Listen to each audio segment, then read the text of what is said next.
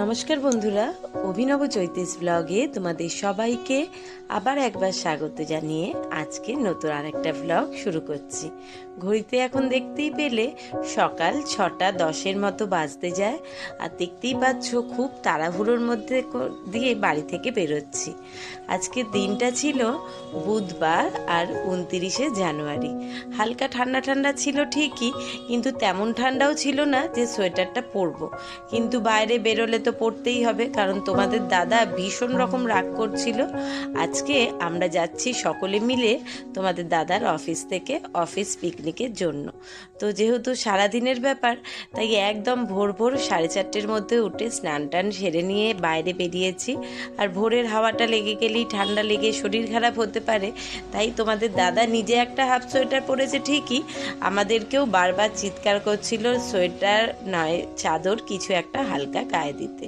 বাড়ি থেকে বেরিয়ে প্রথমে এসেছিলাম হাওড়া স্টেশনে। বাড়ি থেকে বেরিয়ে যদিও টোটো পাইনি, হেঁটে চৌরাস্তা থেকে এসেছিলাম, চৌরাস্তা থেকে বাস ধরে এসেছিলাম হাওড়ায়, আবার হাওড়া থেকে বাস ধরে চলে এসেছিলাম শিয়ালদায়।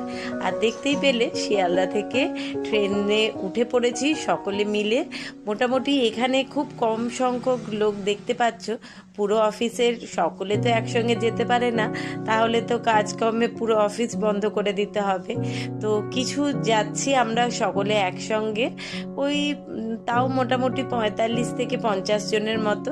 আর বাদবাকি যারা আসতে পারলো না তারা তো আজকে অফিসে থাকবেই, সেই সঙ্গে সঙ্গে আমাদের সঙ্গে একটা দিন এনজয় করে কাটাতে পারবে না বলে তাদের তো মন খারাপ রয়েছে, সেই সঙ্গে সঙ্গে আমরাও তাদেরকে ভীষণ রকম মিস করছিলাম। কারণ যত লোক একসঙ্গে হয় তত আনন্দ হই হট্টগোল তো বেশি হয়। আর ট্রেনেতে সবাই এক বগিতে উঠতে পারেনি, আলাদা আলাদা, যে মানে ট্রেনটা একদম টাইমে আমরা এসে পৌঁছেছিলাম, যে যেখানে পেরেছি উঠে পড়েছি। আর স্টেশন থেকে নেবে টোটো ধরে চলে এসেছি আমাদের পিকনিক স্পটে। আর এখানে এসেই পর বেশ সুন্দর অনেকগুলো দোলনা দেখলাম। আমাদের পিকনিকটা যদিও আজকে একদম গঙ্গার ধারে, তো সেখানে এসেই আগে প্রথমে বসে পড়েছিলাম দোলনায়। ছেলেবেলার খানিকটা স্মৃতিকে আবার নতুন করে সজাগ করব বলে একটু এসেই দোলনায় বসে দুলে নিয়েছি। দিয়ে সবাই মিলে এবারে একটু ঘুরপাক করছি একে ওকে তাকে, সকলে এসে পৌঁছেছে কিনা, কারণ যেহেতু টোটো করে এসেছি সকলে তো একবারে একসঙ্গে এসে পৌঁছাতে পারিনি। এখনও অনেকেই স্টেশনে রয়েছে, তোমাদের দাদারা এখনো এসে পৌঁছায়নি, ওরা লাস্টে আসবে। আগে বাচ্চারা, বউরা বা আমাদের সঙ্গে কিছু তোমাদের দাদাদের কলিগরাও এসে পৌঁছে গেছে। তো আমরা এখানে যারা সকালবেলায় এসে রান্নাবান্নার ব্যবস্থা করা শুরু করেছে, বা জায়গাটা এই সমস্ত টেবিল চেয়ার পেতে যেখানটা ভাড়া নেওয়া হয়েছে সেই জায়গাটাকে দেখে ঠিকঠাক করে রেখেছিল, আমরা সকলে মিলে এখানে এসে পৌঁছে ব্যাগ ট্যাগগুলোকে একটা সাইডে রেখে আগে একটু, যেহেতু পিকনিকের ব্যাপার বলে কথা, একটু সেলফি নিতে হবে, ছবি তুলতে হবে, কে কেমন ড্রেস পরে এসছি সেটা দেখতে হবে। তারপর তো সারাদিন পড়ে রইলই গল্প গুজব আড্ডার জন্য। আজকে দিনটা আবার একটু মেঘলার মতো, সকাল থেকেই বেশ ঘন কুয়াশা ছিল, তারপর আস্তে আস্তে কুয়াশা কাটলেও দেখলাম বেশ ভালোই এখনো পর্যন্ত মেঘলা। আর গঙ্গার ধারে একটু যেন আরো বেশি ঘন মেঘলাটা বেশি দেখা যাচ্ছে মনে হচ্ছে। তো এখানে সকালবেলার রান্না মোটামুটি শুরু হয়ে গেছে।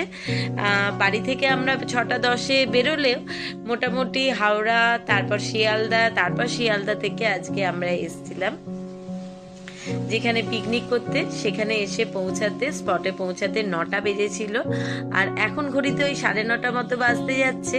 আর এখানে দেখলাম আলুর দম রেডি, ওদিকে কড়াইশুঁটি কচুরির জন্য পুর ভরা হচ্ছে। তোমাদের দাদারা সকলে এসে গেছে। এখন আমি আমার ক্যামেরাতে, মানে মোবাইল ক্যামেরাতে, মোটামুটি এই মূল্যবান সময়ের সমস্ত স্মৃতিটুকুকে ভালোভাবে ক্যামেরাবন্দি করে রাখবো বলে সবাইকে লম্বা করে দাঁড় করিয়ে দিয়েছি আর একটু একটু ভিডিও করে রাখছি। কারণ স্মৃতির খাতায় অনেক অনেকটা সময় পেরিয়ে যাওয়ার পরেও কখনো যখন কারোর সঙ্গে দেখা হবে না বা এখান ওখান তো মানুষের সময়ের কথা বলা যায় না, কে কখন কাজের সূত্রে কোথায় যায় বা কে কখন রিটায়ার হয়ে যায় সেটাও বলা যায় না। তো যখনই এই সমস্ত স্মৃতিগুলো আমাদের মোবাইলের ক্যামেরাতে বন্দি হয়ে থাকলে যে যেখানেই যাক না কেন এই ছবিগুলোই আমাদের স্মৃতি হিসেবে থেকে যাবে, আর আমরা একে অপরকে সব সময় মনে করতে পারবো। যদিও মনের খাতাতে তো সেখানে কিছু ডিলিট হয় না, আর সেখানে আলাদা করে ক্যামেরা বন্দি করে রাখবারও দরকার পড়ে না, সেখানে সব কিছুই সতেজ থাকে। তা হলো স্মৃতির আধারে যদি কখনো কিছু একটু হালকা মলিন হতে যায়, এই ছবিগুলো ভিডিওগুলো তখন আবার সমস্ত স্মৃতিকে তরতাজা করে দেবে। তো পিকনিক মানেই সেখানে গান, নাচ, গল্প, আড্ডা, খাওয়া দাওয়া, এই সমস্ত ছাড়া তো পিকনিক একেবারেই মানে অসম্পূর্ণ। তাই জন্য দেখতেই পেলে প্রথমে যতক্ষণ কচুরি ভাজা চলছিল ওদিকে গান চালিয়ে দিয়ে ওরা নাচ করছিল, আর আমরা সেই সুযোগে একটু তাদেরকে ভিডিও করেই কচুরি ভাজা হতে বাচ্চাগুলো থেকে বড়রা সকলেই ঘড়ির কাঁটা বলছে তখন 10টা বাজে, আর একটু খিদেও পেয়ে গেছিল। একদম গরম গরম কড়াইশুটির কচুরি, আলুর দম আর মিষ্টি খাওয়া দাওয়া করে নিয়েছি। দিয়ে তোমাদের দাদারা ওদিকে রান্না যেখানে হচ্ছে সেখানেই বসে গল্পগুজব করছে, তারপর রান্না বান্না সব ঠিকঠাক হচ্ছে নাকি সে সমস্ত দেখভাল করছে। আমরা মেয়েরা যতজন ছিলাম তাদের ওয়াইফরা, তারপর আর আমাদের সঙ্গে সকলের যে কটা বাচ্চা ছিল সকলে মিলে একটুখানি ঘুরতে বেরিয়ে পড়েছি। আর আশপাশটা ঘুরতে ঘুরতে দেখি এখানে একদম চারপাশে ভর্তি খেজুর গাছ, সেখান থেকেই রস পেরে এখানে অনেকেই এরকম ছোট ছোট টালির ছাউনি, কোথাও পাতার ছাউনি দিয়ে ছোট ছোট ঘর করে এখানেই রস পেরে এখানে রস জাল দিয়ে গুড় তৈরি করছে। আর চারপাশটা দারুণ সুন্দর গুড়ের গন্ধে একেবারে ম করছে।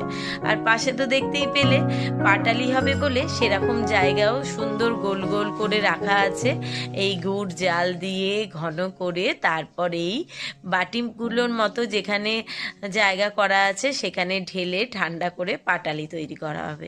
আর এই যে হচ্ছে সেই খেজুর বাগান, এখানে পুরো চারপাশটা বলতে পারো ভর্তি খেজুর গাছ। আর এনারা থাকেন এখান থেকে খুব বেশি দূরে না, এখান থেকে মোটামুটি বললো ওনাদের বাড়ি 1-1.5 ঘন্টার দূরত্বে, কিন্তু রোজ তো ওখান থেকে যাতায়াত করা সম্ভব না। ওই দেখো দূরের খেজুর গাছে কেমন রস পারবে বলে তাই বড় বড় বোতল বেঁধে রেখেছে, ওই বোতলেই খেজুর গাছের রস ওনারা সারাদিন রাত ধরে সংগ্রহ করেন, তারপর এখানে এরকম মাটির জাল দিয়ে গুড় তৈরি করেন। আর চারপাশের পরিবেশটা এতটাই সুন্দর যেন মনে হচ্ছে কোন এক অচির গ্রামে চলে গেছি।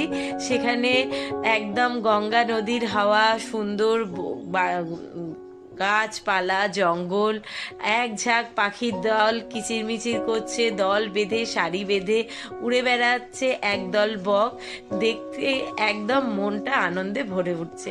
সেই সঙ্গে এদের মধ্যে অনেককেই তো হয়তো তোমরা চেনো, আমরা যখন পুরী গেছিলাম এদের মধ্যে অনেকেই একসঙ্গে পুরীতে গেছিলাম, আর পুরীর ভ্লগগুলো যারা যারা দেখেছো তারা মোটামুটি এদের অনেককেই চিনতে পারছো। তো পুরনো বন্ধুকে আরও একটা দিন কাছে পাওয়া, সারাটা দিন গল্প গুজব করে কাটানো, সেই সঙ্গে এই গঙ্গা নদীর পাড়ে এসে সকলেরই ইচ্ছা হচ্ছিল, যেহেতু বেলায় রোদ উঠতে তেমন ঠান্ডা ছিল না, একটু হালকা গরমই লাগছিল, কিন্তু গঙ্গার হাওয়াটা আসতে বেশ ভালো লাগছিল। আর জলটা দেখে তো অনেকেরই ইচ্ছা হচ্ছিল সঙ্গে যদি জামা কাপড় থাকতো তাহলে সকলেই মনে হয় আবার একবার করে ডুব দিয়ে দিতাম। যদিও এটা এখানে সম্ভব না, কারণ জামা কাপড় চেঞ্জ করবার মতো তেমন বিশেষ জায়গা ছিল না। আর এখানে এই এক গুড়দাদা আমাদেরকে ভিডিও করতে দেখে উনি বলছিলেন যে আমরা যদি সকলে মিলে ওনার থেকে গুড় কিনি, ওনারা এখান থেকে কিছুটা দূরে ওনাদের বাড়ি, কিন্তু সরকার ওনাদেরকে পারমিশন দিয়েছে এই পৌষ মাসে যেহেতু খুব নতুন গুড় ওঠে, আর এই সময়তে নতুন গুড় বাটালির ভীষণ চাহিদা থাকে মার্কেটে। তা ওনারা প্রত্যেক বছরই এখানে পরিবার নিয়ে চলে আসেন, এখানের গাছ থেকে রস পেড়ে এখানেই ঘর বেঁধে থাকা খাওয়া, সেই সঙ্গে গুড় তৈরি, গুড় বেচা সমস্ত কিছুই করেন। তো তখন সেরকম দাম বাড়া কমা থাকে সিজন ওয়াইজ। আর আমরা যেহেতু বেশ লেটে গেছি, বললামই দিনটা ছিল 29শে জানুয়ারি, আর তখন হালকা হালকা গরমও পড়ে যাচ্ছিল। এবছর তো এমনিতেও তেমন খুব একটা ঠান্ডা আমাদের কলকাতার এদিকে পড়েনি, মাঝে মাঝে এক দিন কনকনানি ঠান্ডা পেলেও বেশিরভাগ সময়তেই এই ঝঞ্ঝা, এই নিম্নচাপ, গরম এই করেই কেটে গেছে। তো উনি বলছিলেন যে আমরা সকলে মিলে যদি ওনার থেকে গুড় কিনি তাহলে ওনার একটু সুবিধাও হয়, অনেকটা গুড় সেল হয়, আর সেই সঙ্গে উনিও ওনার প্রয়োজন মতো আমাদেরকে একটু গুড়ের দাম কম বেশি করে ছাড় দেবে। তো ওখানে ঘুরে যার যার ইচ্ছা হয়েছে তারা গুড় নিয়ে কেউ কেউ রস খেয়ে আবার পিকনিক স্পটে চলে এসেছি। আর এখানে এসেই পেয়ে গেছি মুখের সামনে গরম গরম চিকেন পকোড়া, লোটে মাছের ফ্রাই আর ভোলা মাছের ফ্রাই। যদিও লোটে মাছ আর ভোলা মাছের ফ্রাই কেউই আমরা তেমন খাইনি, অনেকে খেলেও আমরা যে কজন গেছিলাম ঘুরতে কারোরই এগুলো।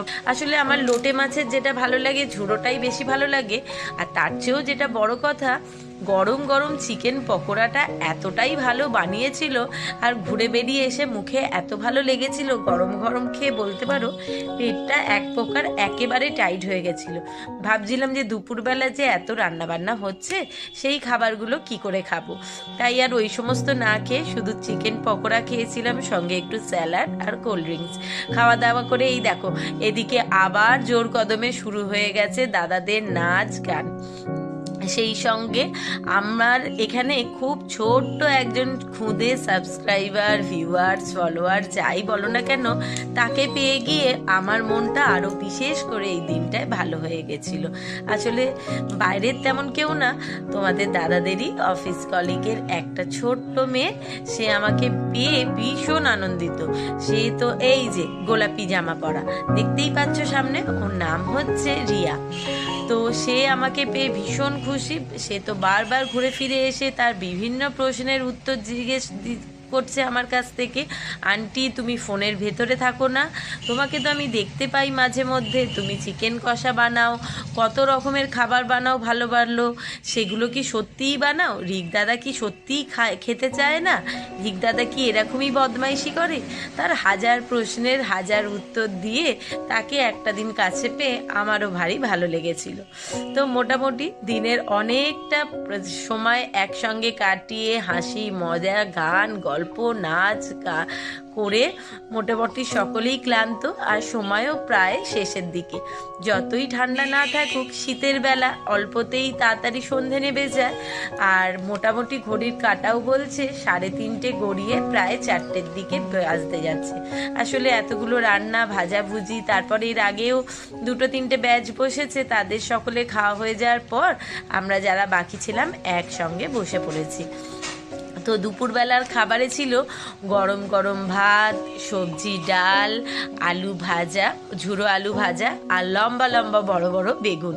সেই সঙ্গে ছিল কাতলা মাছের কালিয়া, স্যালাড, আর গরম গরম খাসির মাংসের ঝোল। একদম লাল লাল ঝোলটা হওয়ার কথা ছিল, কিন্তু ঝোলটা লালের বদলে ঝালটা একটু বেশি হয়ে একটু কালচে রং এসে গেছে। যদিও তোমাদের কি আর বলবো, মাংসতে এতটাই ঝাল ছিল প্রায় সকলেরই চোখের জলে নাকের জলে অবস্থা। বড়রা তো তাও যে কোনো রকমভাবে খেয়ে ফেললেও বাচ্চাগুলোর একটু বেশি সমস্যা হয়েছে। আসলে যে রাঁধুনি এসেছিল তাকে বলে দেওয়া হয়েছিল যে ঝালটা একটু কম দিতে, অনেক সঙ্গে বাচ্চা রয়েছে আর বড়রাও তেমন বিশেষ ঝাল খায় না, কিন্তু উনি ভুল করে লঙ্কাটা বুঝতে পারছি না একবারের জায়গায় দুবার ঠেলেছে কিনা। কি আর করা যাবে, ওই কোনো রকমে আমরা বড়রাও হু হা করে খাওয়া দাওয়া করে নিয়েছি। আর দেখতেই পেলে লাস্ট পাতে গরম গরম বড় বড় রসগোল্লা, চাটনি, পাঁপড় সব ছিল। খাওয়া দাওয়া কমপ্লিট করে স্মৃতির পাতায় এক বুক ভরা সুন্দর একটা দিনে দারুণ সব স্মৃতি গেঁথে নিয়ে এইবার বাড়ি ফেরার পালা। দেখো কত সুন্দর পড়ন্ত বিকেলে সূর্যের ঝকঝকে আলো নদীর জলের ওপর পড়ে জলটা এমন সুন্দর চকমক করছে, আর দেখতেও কিন্তু ভারী সুন্দর লাগছে। এই পড়ন্ত বিকেলে নদীতে এখন ভাটা চলছে, এসছিলাম যখন তখন তো ভরা জোয়ার, জলটা অনেক কাছে অবধি ছিল, আর এখন তো দেখতেই পাচ্ছ ভাটা চলছে বলে জলটা অনেকটা দূরে নেমে গেছে। তো এবার খাওয়া দাওয়া করা সমস্ত কিছু কমপ্লিট হয়ে গেছে। বাসনপত্র যা ভাড়া করা হয়েছিল, টেবিল চেয়ার, সেই সমস্ত যেখান থেকে যা ভাড়া করা হয়েছিল তাদেরকে বুঝিয়ে দিয়ে সকলে মিলে একসঙ্গে স্টেশনে যাব ডায়মন্ড হারবারে, সেখান থেকে আবার যে যার সে তার বাড়ি ফেরা। তা চলো আজকের ব্লগটা তাহলে এখানেই শেষ করলাম। সকলে ভালো থেকো, সুস্থ থেকো। ভিডিওটা কেমন লাগলো সেটা কিন্তু অবশ্যই কমেন্ট বক্সে জানিও। ভালো লাগলে একটা লাইক করো, বন্ধু বান্ধবের সঙ্গে শেয়ার করো। যারা ইউটিউব থেকে দেখছো তারা চ্যানেলটাকে সাবস্ক্রাইব করে দিও, পাশে থাকা বেল বাটনটাকে অল করে দিও। যারা ফেসবুক থেকে দেখছো ফলো